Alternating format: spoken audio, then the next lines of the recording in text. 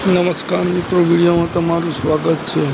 Video આવે છે રાજકોટમાં એક યુવતી એક્ટિવા લઈને જઈ રહી હતી। આ કાલાવાળા રોડ ઉપર